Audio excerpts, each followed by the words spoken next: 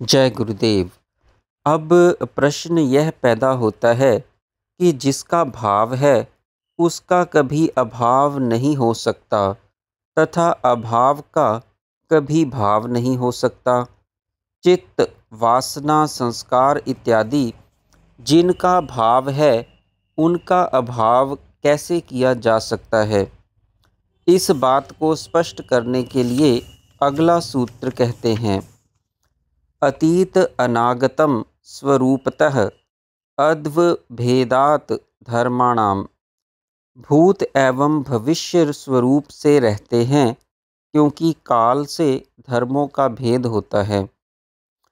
यह जो पिछले सूत्र में अभाव की बात कही गई है उसका यह अर्थ कदापि नहीं कि वासना, चित्त इत्यादि का एकदम अभाव हो जाता है।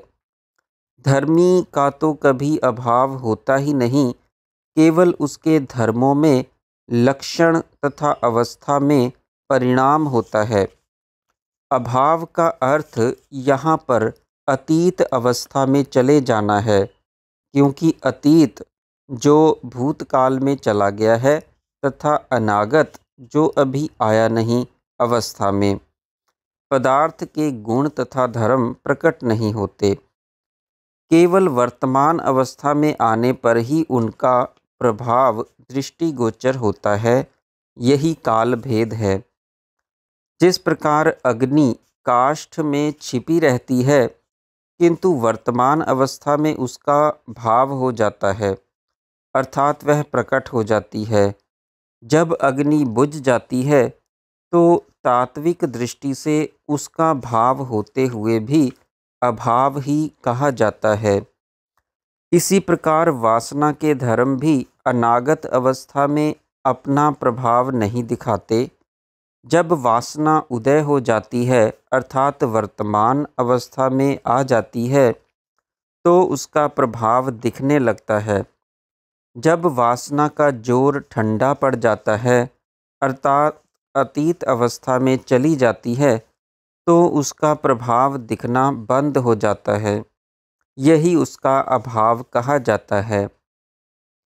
वासना तनु करने का अर्थ भी यही है कि उसके अतीत अवस्था में जाकर वर्तमान अवस्था में पुनः आने की उसकी शक्ति को तोड़ दिया जाए।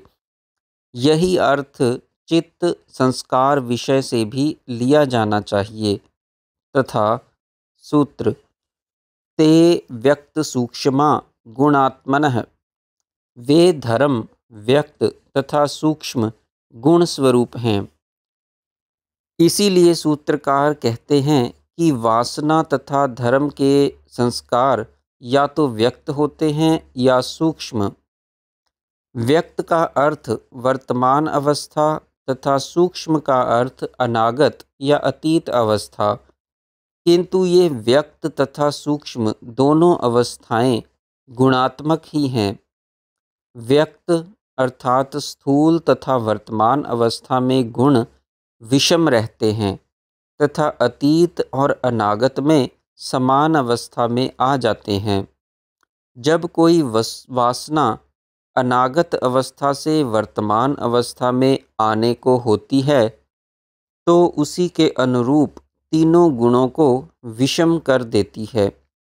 सारी सृष्टि ही त्रिगुणात्मक है। अनागत दशा में गुण सम अवस्था में तथा वर्तमान व्यक्त दशा में त्रिगुण विषम अवस्था में रहते हैं। विषम अवस्था के अंतर्गत भी कहीं समता एवं कहीं विषमता घटित होती रहती है, क्योंकि पदार्थों के धर्म, लक्षण एवं अवस्थाएं अनागत से वर्तमान तथा वर्तमान से अतीत में परिवर्तित होते रहते हैं। उसी प्रकार व्यष्टि स्तर पर भी एक ही चित्त की विषम अवस्था में समता एवं विषमता एक साथ विद्यमान होते हैं। इसीलिए कोई वासना व्यक्त तो कोई सूक्ष्म होती है। जय गुरुदेव।